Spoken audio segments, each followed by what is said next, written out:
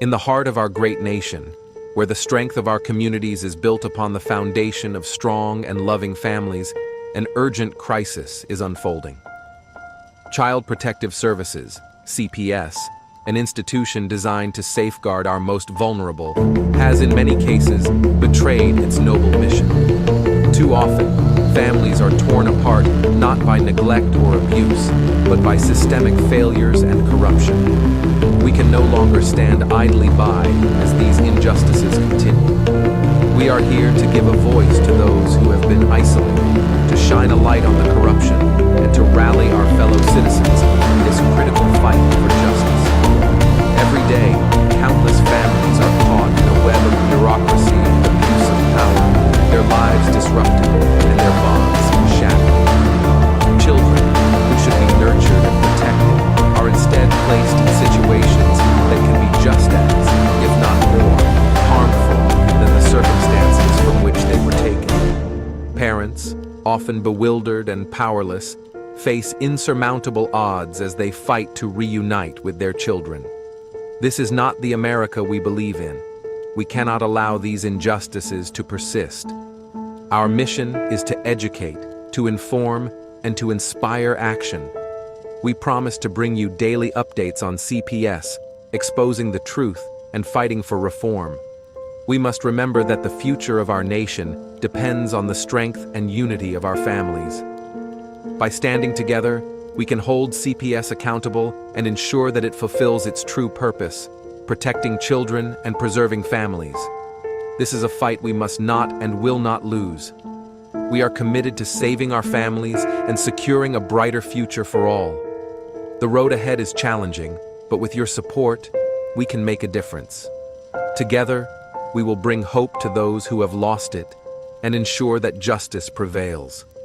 Let us unite with unwavering resolve and a sense of patriotic duty to safeguard the integrity of our families and the future of our nation.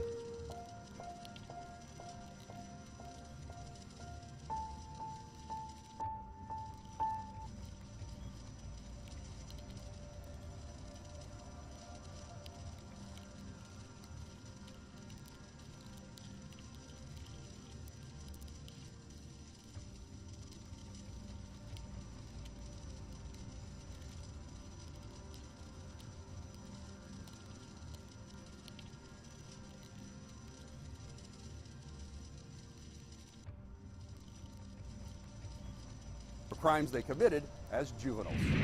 Green Hill, a DCYF facility, is located in Lewis County, but the residents there are meant to be rehabbed before being released back into the community around the state. Those who work with these kids and young adults say the failures taking place behind closed doors put all of us at risk.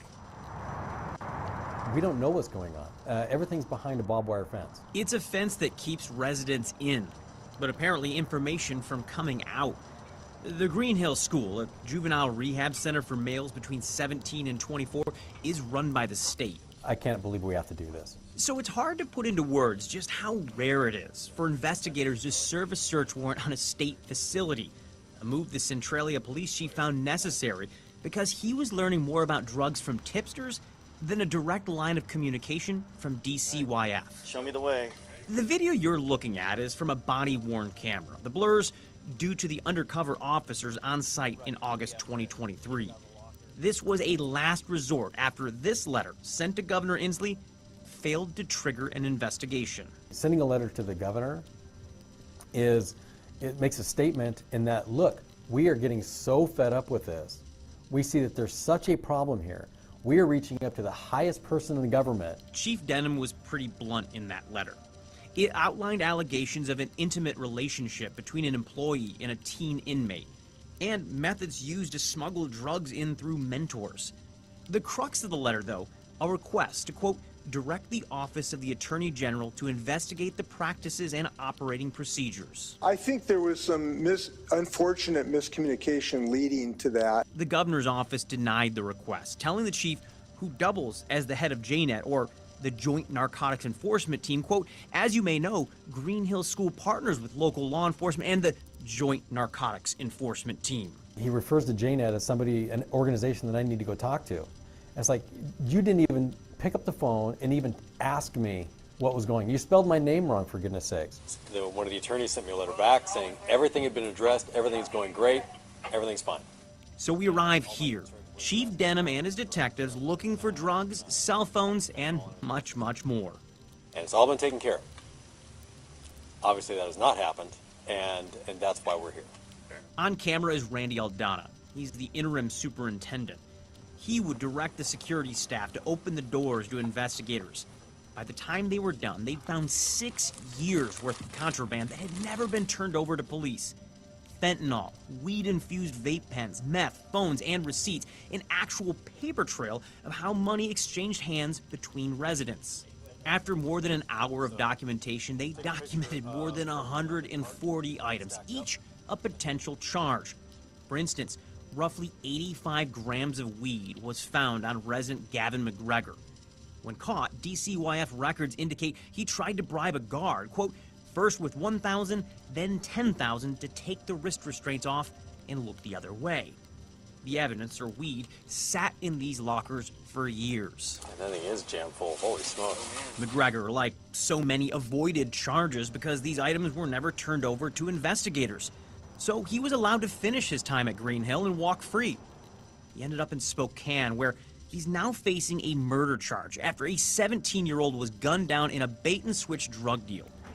Chief Denham questions if a drug charge could have saved a life. Should have been charged, wasn't, gets out of Green Hill. Would that have changed the outcome? We don't know. But could it have changed the outcome? That's possible. It was the staffing. It was the upper managements that drove me away, not the residents. It's not just police who are showing concern. It's such a great opportunity and program for these youth if it was ran differently. If we had people that truly cared about the well-being of them. This former employee didn't want to show her face, but walked us through the heartbreak of dealing with young adults that never had a chance. One addict telling her he was aware of how drugs were coming in and that he couldn't stop if the flow of drugs didn't. I needed hard evidence before I said anything, and now that I saw everything happening, that's when I went up and they just shrugged their shoulders. So you're basically telling people above you, this resident says that drugs are coming in, they're aware of how it's happening, and poof, they just... He's gone. He went to DOC. Poof, done. Within 24 hours. There have been arrests. In fact, as recently as this month, a 42-year-old worker was arrested for bringing drugs into the facility. Is it a sign of change is working? Janet's boss says more needs to be done. They are failing every Washington citizen and resident in Washington State. If you're going to allow poison to come into a facility that you are in control of, as far as I'm concerned, you're no better than the drug dealer that's actually delivering it. Governor Inslee's office tells us changes have been made and that Inslee doesn't believe a battle to keep drugs out is ever truly over. DCYF says that changes, including training, increased wellness checks, new body scanners, and more have been implemented. But as we worked on this story, we reached out to DCYF about a number of overdoses that occurred this month. They tell us there's been 4.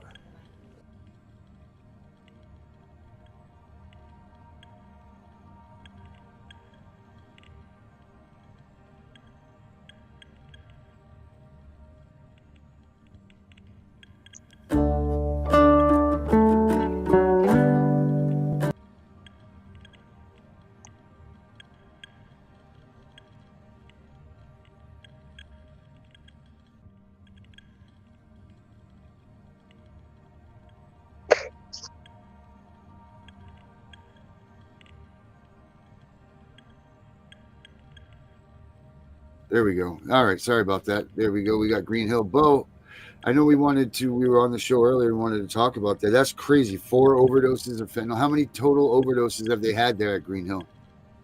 At last count, 35 is the number I have been given. Many of those were reported to law enforcement or the proper authorities. Are those overdose to death? Are those full-on overdoses, or were they saved? I don't believe we've had a death yet. believe that we have been fortunate, and so far everyone has been saved. I believe that. I could be wrong, but I'm not sure. And who are these kids? Who are the kids that are at this facility? How do they get to this facility? So generally, they're sentenced there by a superior court judge. Superior court judges handle all juvenile matters in the state of Washington. Usually, they've been convicted of a crime, ranging from a misdemeanor to shoplifting to fighting to murder. Wow. And how many of these kids have fallen out of CPS custody? I would say 80% of them. So you would say that this is pretty much a breeding ground for CPS, or this is where you're going to end up. If CPS takes you, you're ending up here. If you're in that area in Washington. If you were a foster kid and you don't toe the line and you act out and you become a problem foster child, this is where they will send you. Now, is it easier for them to get into this system, being a CPS kid, being a foster child? Does that seem like that's easier for them to put you into these systems? Because you have no responsibility for you, right? Because there's pretty much no parents now. There's no nothing. I'm assuming that once you're a foster child, it's pretty damn hard when you're in trouble or you get towed into the line of the law for someone to be a support group for you, because they kind of, if you were fortunate enough to get one lawyer that wants to fight, What's one that? juvenile lawyer. You won't find one public defender that's representing a juvenile in the state of Washington that don't want to plead the case out. Not one of those lawyers wants a trial. And juveniles in the state of Washington, they don't get jury trials. They only get bench trials. Why is that? I don't know, but I've always felt that was unconstitutional. Yeah, well, I mean, children, well, I don't want to say children, young adults even, they are supposed to be also inheritably getting the rights of the Constitution of the United States. They're covered under this as well. And I would think, since the system took these kids away from their parents, that should even be more of a reason why at a young age they should be given these rights, because they've pretty much been what's the word, that emancipated, I guess, if you will. If you really think about it, that's what a foster kid is. You know, they've been taken, they've been stripped of their rights from their natural parents and then emancipated away and then brought to these places. They're victims that are being victimized. You know, like, these kids are getting faced with things that they should have never seen. I mean, you imagine being a kid that's been in a foster home. You just got ripped out of your home for whatever reason, you don't even know why, and then you're brought to a facility in such a way where kids are getting murdered, raped, drugs are introduced. I mean, it sounds like a wonderful idea to do this. Let's go rip a family apart and bring them over to this place. Right. And, you know, one of the things I had said from the beginning, this raid was 15 years overdue. This place has been corrupt for decades. At one time, it was a good idea, this facility was. But I'm talking in the 1950s, it was a good idea. There was a time when it was a boys' school and it was a dairy farm, and they taught the kid how to tend to cattle and herd cattle. And they wiped the dairy farm side of it out, built cells and a razor wire fence over the half century, and it has turned it into a incarceration facility for Washington State's juveniles. Green Hill School is Washington State's maximum security juvenile prison, really, is what it is. So at one point in time, this was used as a resource for kids to learn a trade, things along that line, to learn how to work in the farming business, and then slowly it was twisted around to be a detention facility. Yes, and in 1959, Interstate 5 was built. And Interstate 5 divided the property of Green Hill. There's now a freeway running through it. And of course, the state sold off one side of the freeway to farmers or the county or whoever has it over there, the railroad. And one side of the road just became an incarceration facility. Now, it took 50, 60 years. I would say for the last 35 years, it's been an incarceration facility. Now, Washington State had 2 more of these facilities too, and they shut them down. For what? Same things? Or funding? No, I mean, it was the same stuff going on at them, but they wanted to save money. They wanted budget cuts, and so they decided they got rid of Maple Lane School in Grand Mound, Washington, which I was there. They got rid of Nacelle Youth Camp, which I was there as well. I was at all of these state facilities in Washington, all 4 of them at the time. And so they went from having 4 to 2, and they went from having,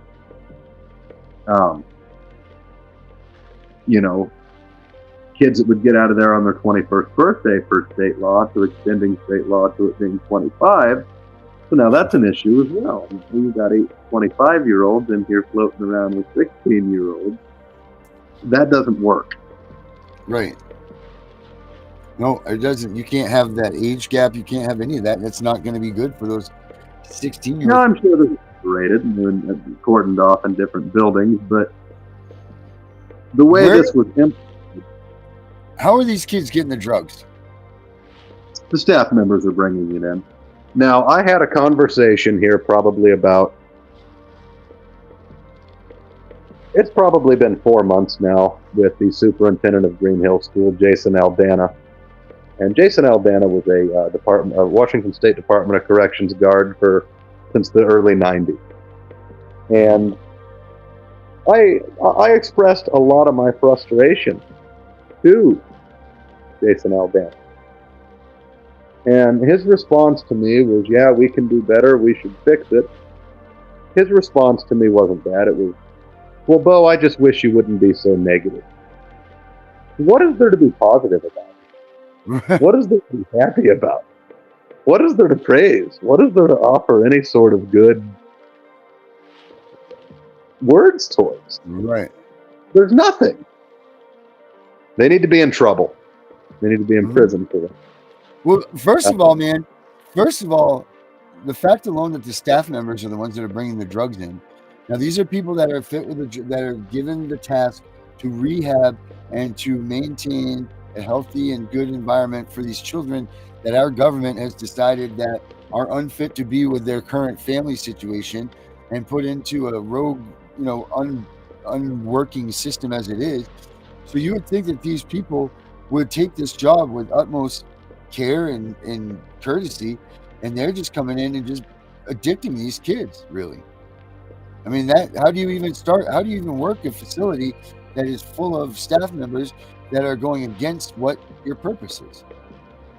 Part of the problem, I think, is the area that they are located in. There's not a lot of, and I'm from the community also that Green Hill School is in. Not only do I know Green Hill from being a resident of this community my whole life, I know Green Hill from being a resident of Green Hill too. A lot of these staff members, I went to high school with their kids. They're not any better, trust me. Hell, I've sat right after I got out of Green Hill, I sat right on a Green Hill staff member's porch and smoked weed with him and his son, provided by them. Right. So my thing is where this is located, there's not a lot of educated people. There's more poverty than there is wealth. There's more, and so the type of people, the pool of people that you would be able to pull from locally for this type of job and responsibility is already small as it is because it's a rural community. And that's the thing Washington did with these facilities. They didn't put them, they put one of them near a major metropolitan area, Echo Glen Children's Center. Now, Echo Glen Children's Center is also operated by the same people that operate Green Hill School, and it's had the same exact problems. It's had drugs, it's had escapes, it's had riots, it's had some kids got out and stole a staff member's car and went on a joyride. A couple kids, it just goes on and on and on with these folks.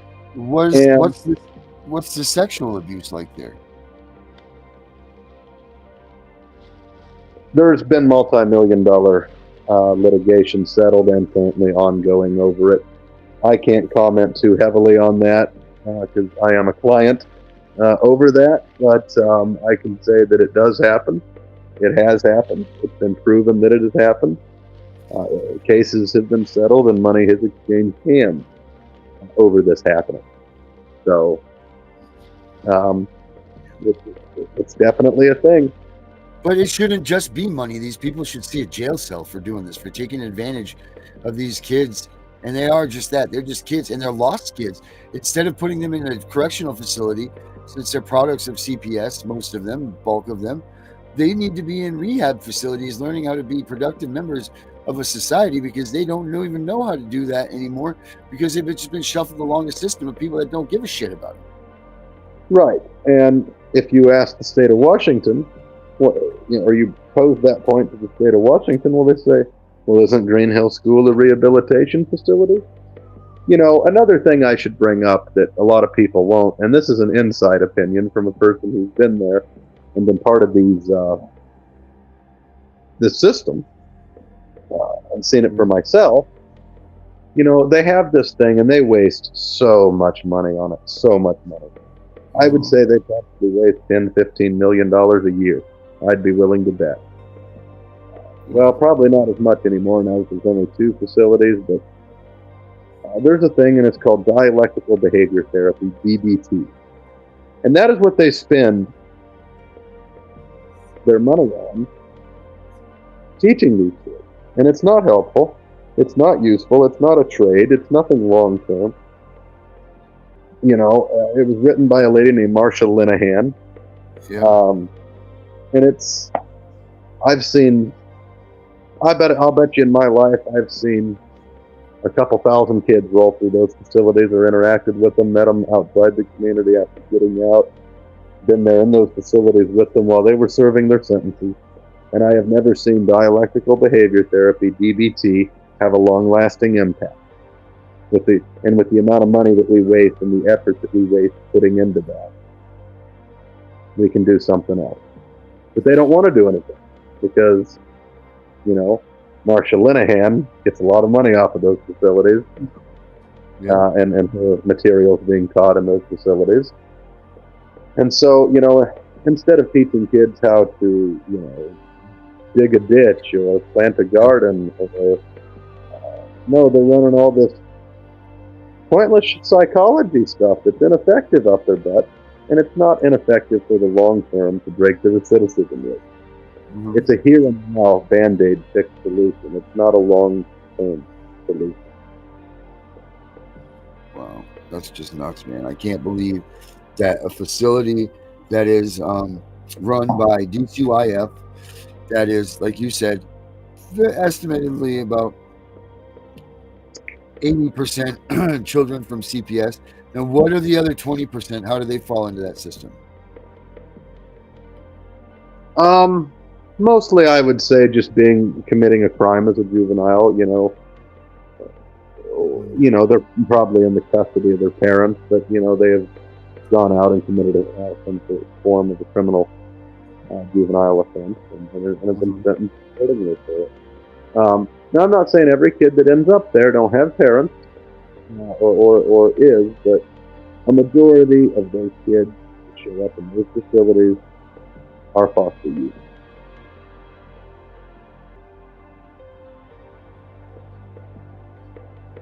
Wow. What do you think about, what is your role in this, Bo? What are you trying to do? What are you trying to say? What are you trying to accomplish? What do you want to do? What's your march on this? My whole thing that I want here is I want a cleaner environment for these kids. I want something that resembles some idea of rehabilitation and long-term effectiveness. Not what we're getting right now. Fentanyl, drugs, cocaine, meth, weed-infused pens. Yeah. The female staff giving blowjobs and getting arrested for it. And I mean, wow. I bet that's probably the 10th female. No. Jessica Snow, 1, 2, 3. I bet in the last decade that's probably the 7th or 8th staff member. And I sent them all to you. Could you pull up some of that stuff?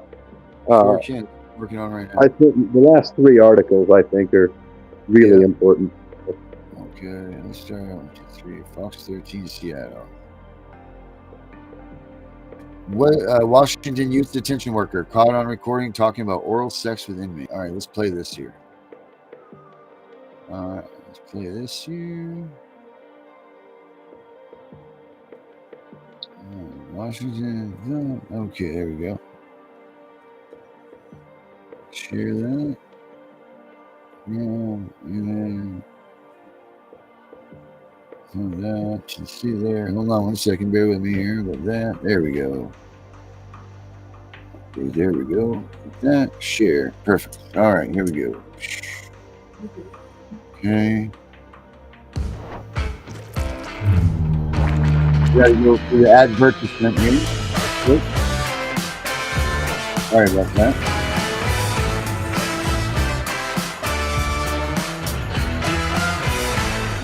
All right. I did not kill Miss Tom. I didn't pull the trigger. 2 years ago, then 19-year-old Robert Thompson was being sentenced for murder. Now he's the center of a sex scandal involving a state employee at the very facility meant to rehab him. In explicit language, prosecutors paint a picture in these court documents of how 32-year-old Angel Meisner, a mother of 8, carried out a relationship with Thompson while she was employed by Green Hill, the facility where Thompson was being held. Prosecutors say kisses were caught on camera, and so were phone calls where Meisner admitted to performing oral sex on Thompson. At 22 years old, Thompson is an inmate, and by federal law, there's no consensual sex between an inmate and a staff member. This would be considered abuse. It turns out phone calls and recordings between Thompson and Meisner were captured, but it didn't even stop after she was locked up, causing prosecutors to call her out in court and demand a large bond. I'm gonna ask for $500,000 cash and surety, and I know the court's read the probable cause statement. She has had contact with the alleged victim in this particular case since she was booked into the jail. So I don't anticipate she's going to follow any rules that the court has given what she did here. Now Meisner finds herself behind bars as well, pleading not guilty to 2 counts of custodial sexual misconduct and 1 count of witness tampering. Shockingly, Meisner isn't the only employee recently arrested. In a separate case, yet another Green Hill employee, Eddie Zavala, was in court, accused of selling meth to an inmate back in June. He pleaded not guilty. Now, court documents indicate it was all caught on camera, and at that time, he did admit that the whole ordeal took place when speaking with investigators. We should tell you, employee misconduct isn't new here. Earlier this year, we told you about another employee that got in trouble. And now, in newly obtained video, Fox 13 can show you Michelle Goodman flipping her hair and laughing it up with inmates. Investigators say all of this was happening just after she had facilitated a beatdown of another inmate. And sadly, this may not be the last arrest here. Based on notes from investigators in the cases we just told you about, there is a belief that more Green Hill workers had relationships with inmates. One of them was also captured on phone calls through the jail system after this latest round of arrests. Of course, as we learn more, we'll update you right here. Wow. Holy smokes, man. Wow. Bo, what say you about that? Jesus almighty. God help us. So again, this is not the first time this has happened. There's been about 6 to 8, as you've heard. There's others. There was another one the very next week, which you have that article also in your box. The last article I sent you, you should play. Yes, that was me. The former staffer of juvenile detention facility indicted for accepting bribes. Okay. Let's see here. Pop up.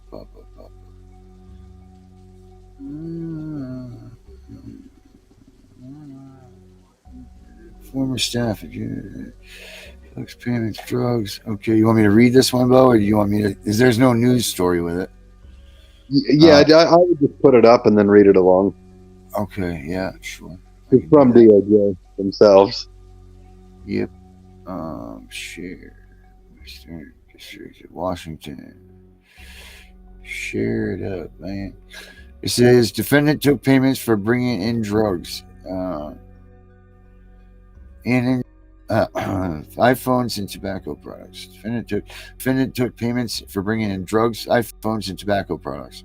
A former guard at the Green Hill School. You can see this right up there, right, Bo? Yeah. Pretty cool. Green Hill School, a juvenile rehabilitation facility in Chelius, Washington, was included late Wednesday by a federal grand jury for taking bribes in exchange for delivering contraband, including illegal drugs, into the secure facility. Julio Hayes, 40, was terminated as a staffer in February 2020 following an FBI operation that uncovered Hayes. Hayes was accepting bribes and smuggling drugs and other contraband. Hayes will be arraigned on the indictment on March 16th, 2021. This illegal conduct as a juvenile facility sends exactly the wrong message to young people trying to rehabilitate, said acting U.S. Attorney Tessa Gorman.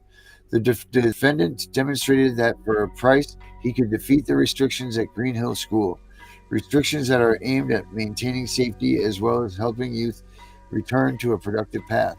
This case should serve as a warning to others tempted to trade their ethics for financial gain. According to the indictment, Hayes began working as a guard at Green Hill School in November of 2018. Despite the fact that Hayes has significant training regarding his ethical obligation as employee of the Department of Children, Youth and Families, which operates Green Hill School, Hayes began accepting bribes from other offenders or their family and friends in May 2019 for smuggling marijuana, iPhones, vape pens, and chewing tobacco into custody. Into the facility. Hayes was paid in cash via electronic payments such as Cash App and accepted more than $11,000 before payment was terminated. The indictment describes various text messages and electronic payments where Hayes essentially took orders from other offenders to hype up the contraband they wanted him to bring to the facility. Hayes and the offenders would set the pricing and payment amounts for his services. On February 25th, 2020, law enforcement conducted a traffic stop on Hayes on his way back to work. In his possession, Hayes had marijuana packaged for smuggling into the facility, as well as 3 vape cartridges containing liquid marijuana. Hayes is charged with 7 counts of Hobbs Act extortion under color of official right. Other than official right, punishable by up to 20 years in prison. He is also charged with a conspiracy to dissolve. He is also charged with conspiracy to describe controlled substances and possession of a controlled substance with intent to distribute. The charges were also punishable by up to 20 years in prison. Jesus Christ. Hayes is charged 7 counts of Hobbs Act extortion under color of office right, punishable up to 20 years. He is also charged with conspiracy to distribute controlled substances and possession of controlled substances with the intent to distribute. Those charges are also punishable by up to 20 years in prison. Wow. The charges contained in the indictment are only allegations. A person is presumed innocent until he or she is previously guilty and reasonable doubt in the court of law. This case is being investigated by the FBI with the assistance from the Czechoslovak police. The case is being investigated by the FBI with the assistance of the Czechoslovak police and Joint Narcotics Enforcement Team in Lewis County. The case is being prosecuted by Assistant USDA Arnold and Michael Don. Wow. And has indicted, the case is being prosecuted. So that's that. Wow, man. That's freaking crazy. And this is all in the name of helping others. And all this fear of helping others. Wow, man. I cannot believe that that's happened. That's nuts. So what say you, Bo? Bo, you there? There you are. Where'd you go, Bo? There he is, Bo. to network issues. There you go. Sorry, I lost about the last minute and a half. Yeah, so what do you say about that? The bribes, the drugs, all of this, and this is all on public record now. Right. I mean, there's another public record also sitting in your inbox. It's a letter signed by both mayors and both police chiefs of both cities there, Centralia and Chehalis, where they detail an account where a staff member sold a firearm to a youth who was released. Oh, Jesus. That was later used in a drive-by shooting. Oh, go on. They don't do that. So this is so bad, and so this is so, how do I say this? This is so crooked and so corrupt and just so off the charts. It's almost inconceivable. It is. That's the case there. It's not almost, it is. And so, you know, at the end of the day, we got to sit back and ask ourselves, are these kids really getting rehabilitated? Are we making better people out of them? Kids that were taken, right? Right. Are we helping these kids in any way?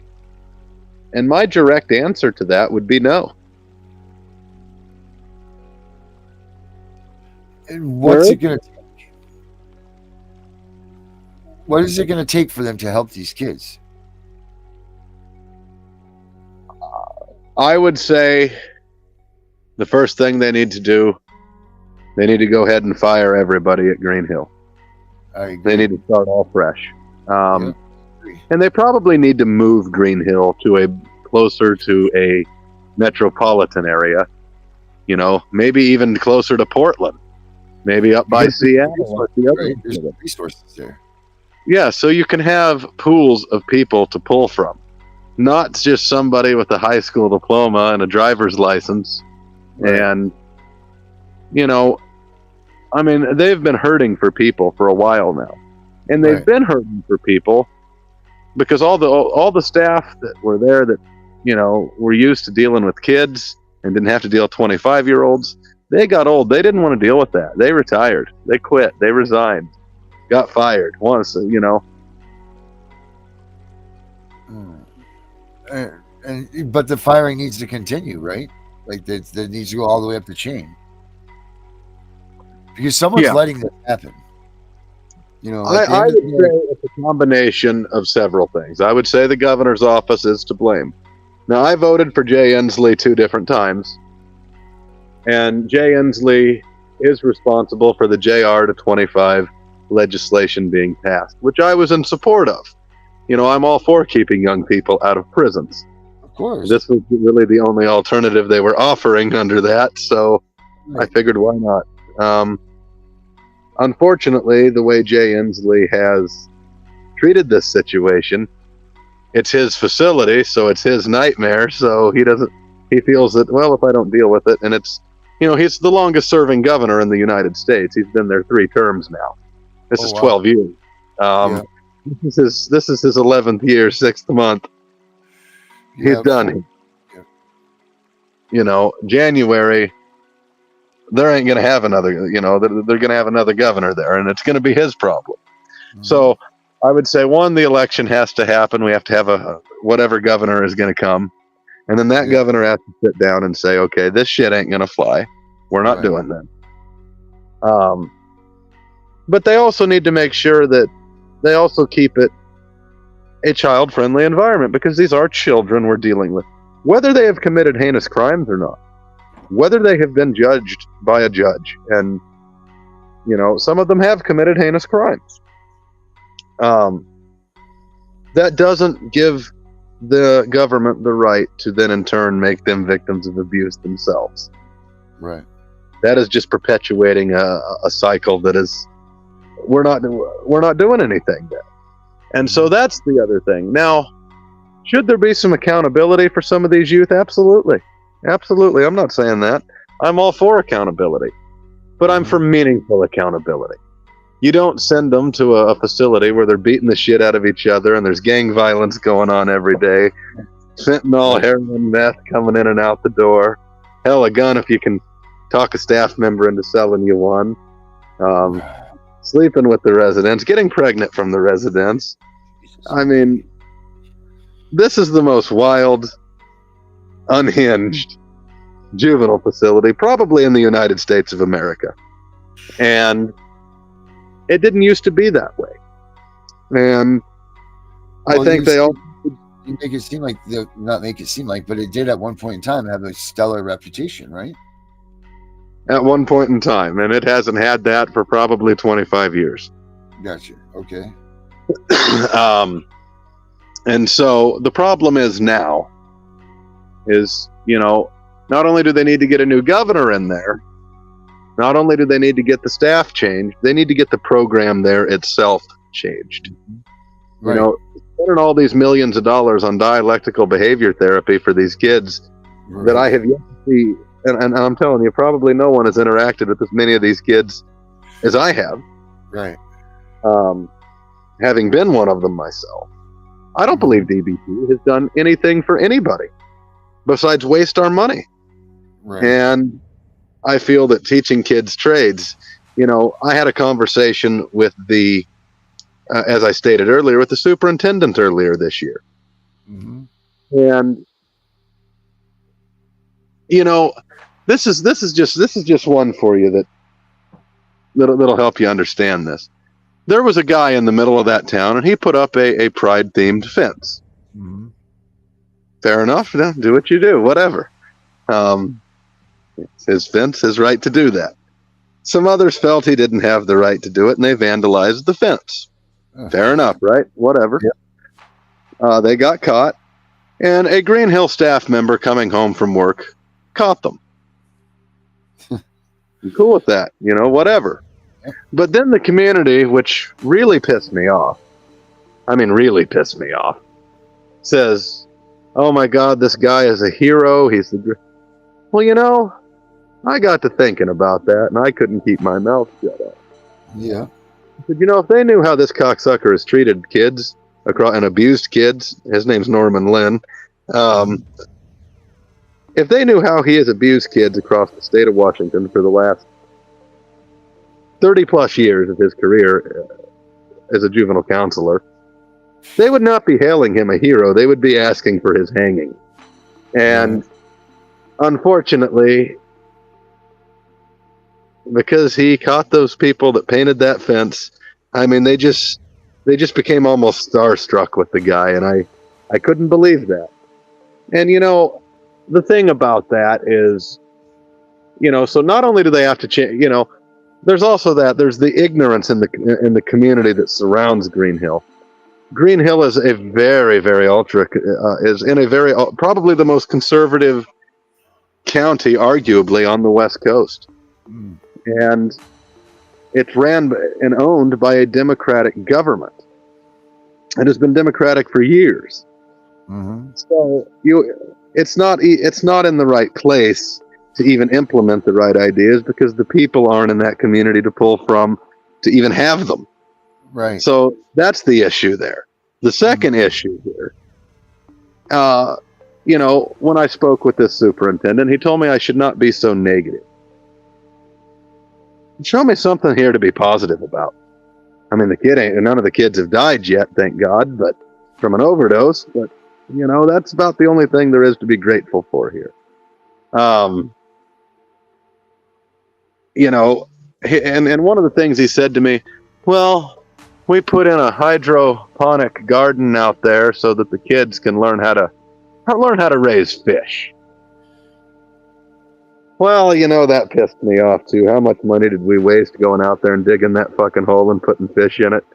And I'm sorry, but I don't know any kid that's going to gain a career from raising fish, especially with the price of land in Washington State nowadays. That ain't going to happen. So it was just another bunch of shit. Really. You know, these kids need to learn how to work on cars. They need to learn how to, you know, dig fence holes, lay sheetrock, lay flooring, They need to be taught some of the blue collar skills that they are not being taught. We are an agriculture community there where Green Hill is. Right. And we don't even teach them agriculture. Even, my whole thing is here, somewhere this has to give. Mm-hmm. This has got to give. And the way that the state of Washington is running this situation, it's going to give at a point when it's going to cost somebody their life. And they've had all the opportunities to prevent that from happening. And you see what they're doing with them. I mean, look what's going on. A year. The last staff member that you just read off that got arrested was just a month ago. A year this shit has continued to go on since the raid. Since the police walked in there and raided the place. And this has continued. And it's gotten worse. It's not ever gotten better. And so my problem is I'm beginning to think that the staff are as big a criminals as the kids that they have, that they're housing, that they're standing guard over. Unfortunately, they're just not prosecuted like they are. Right. And then there's the other side of this, too, the local prosecutor. The local prosecutor has decided to run a conviction mill here and use Green Hill as a conviction mill. Every time one of these kids has a problem now, let's just try them in Lewis County Superior Court on felony charges. Well, how is that the answer? So we criminalize them because we sent them to the only system that the state of Washington offers by law, and that system is so broke. So we're going to continue to charge them for criminally because they were not able to not break the law in a system that is so corrupt. I mean, look at what happened in the last year. So the prosecutor, Jonathan Meyer, who's ran unopposed for 4 terms, he's pretty much a king around there. He has pretty much used this for his own benefit and gain too, at the end of the day. So even the people that, and yeah, he's prosecuted and tried some staff members, that's fair. But I can promise you now more kids have been tried than staff members. I can promise you that. And that's not the answer either. So I do hope the next governor considers pardoning a lot of these youth, because we failed those kids. We failed them. Those crimes are not their fault. They were sent there to get better. And people preyed upon their vulnerability and profited from it. It's nuts. Everybody seems to be profiting from it here, except the kids. This is all about. Their future is what's at stake here. So that's my 2 cents. That's your 2 cents. And you're sticking to it. Yep. But what can anybody do to help you in this cause, in this fight towards getting these freedoms available to those that actually are in need of help and stop getting overrun by those that are... if people could write a letter to the editor of the Chronicle, the Daily Chronicle in Centralia, Washington, www.cronline.com. Go down to opinion, click on letters to the editor, and submit a letter to the editor. On your thoughts on this, any suggestions you got. There's a call-in talk show in the mornings called KELA. Let's talk about it. It runs from 8 to 8:30. Google Let's Talk About It, KELA. It'll pop up with their phone number. It's actually 360-330-5352. You can call in and make a statement on the airwaves about that. Basically, just don't let this issue die. Don't let it move. Don't move on from the issue. How long has this been going on? We say now, though, 20 plus years, right?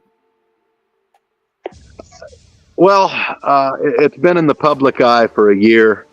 I would say it's been going on 25 years. I'd say the raid that happened was 15 years overdue. I mean, you heard in the video, they found evidence from 7 years earlier that had never been turned over from things that happened there.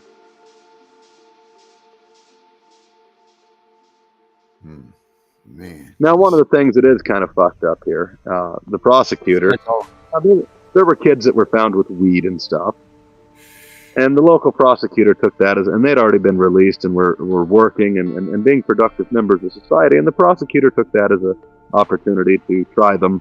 And now they had to get rearrested. They lost their jobs. They lost their homes to go stand trial for a weed charge or a small petty drug charge that happened while they were behind bars at Green Hill. So I do think that there has been heavy-handedness by the prosecutor here towards the youth and not enough towards the staff, the ones who are truly in charge, the real adults here, the ones who should be accountable. You know, they're at Green Hill School because they're being held accountable. That's why those kids are there. What do you do with the staff that show up there? And, you know, one of the things that I will go ahead and say, the superintendent tried to tell me, well, Bo, how do I stop people from coming up to my fence and throwing contraband and drugs over my fence? And now, in his defense, the fence is next to a major interstate highway, Interstate 5. But let me put it to you this way. Those drugs account for maybe 10% of fence drops. 90% of those drugs coming through that front gate are being passed and distributed and dealt by staff members on the state dime, tasked with making sure these kids don't get them. 90% of this is the staff member's problem. Fence drops happen. They had a few happen while I was there, but they don't happen nearly as much as a staff member putting something in their bag or pocket and strolling through that gate. Right. A gate it should have never strolled through. You know, it's also a felony to deal drugs in a school zone. Green Hill School is a school. It is funded and operated, 2 different buildings are funded and operated on this campus by the Chehalis School District. You know, there's just so much wrong here. I think the federal government needs to step in, like they did in this one particular case where the staff member was accepting bribes. I think they need to have a multiple defendant indictment, multiple count indictment against multiple people. And I think that's one way to solve that problem.